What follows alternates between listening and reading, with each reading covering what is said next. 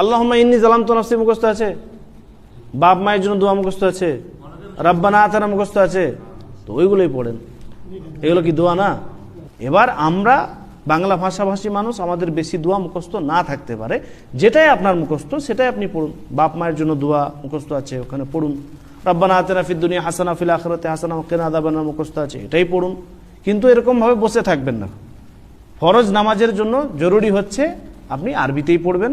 সুন্নত নামাজের জন্য উত্তম হচ্ছে আপনি আরবিতে পড়ুন। যদি সুন্নত নামাজে দেখছেন সময় আছে বা আপনি সুন্নত নামাজ নিজেই পড়ছেন, সুন্নত নামাজ তো বেশিরভাগ আমরা নিজে নিজেই পড়ি, তো সে সময় বেশি লম্বা করে যদি আপনি পড়তে চান বা রুকু সেজদা বেশি লম্বা করে করতে চান, শেষ বৈঠক আপনি বেশি লম্বা করে করতে চান, আরবিতে মুখস্থ না থাকলে তখন নিশ্চিন্তে আপনি বাংলাতে করতে পারবেন। আরবিতে কোনো দোয়া যদি মুখস্থ থাকে তাহলে আরবিতে পড়ুন, আর যদি মুখস্থ না থাকে তাহলে সুন্নত নামাজে বাংলা ভাষায় মাতৃভাষায় দোয়া করা জায়েজ আছে। সে সময় আপনি নিজের মাতৃভাষায় বাংলাতে দোয়া করুন, কোনো অসুবিধা নেই। কিন্তু ফরজ নামাজে যদি সময় পাচ্ছেন, ইমাম সাহেব এখনো পর্যন্ত সেজদা হয়তো আপনার দোয়া পড়া হয়ে গেছে, সময় আছে, তখন আরবিতে পড়ুন। এখনো দেখছেন সালাম ফিরতে সময় বাকি আছে, সালাম ফিরেননি, আপনার দোয়া পড়া হয়ে গেছে, তাহলে আপনি সেখানে দোয়া পড়ুন, কিন্তু আরবিতে। আল্লাহু আ'লাম।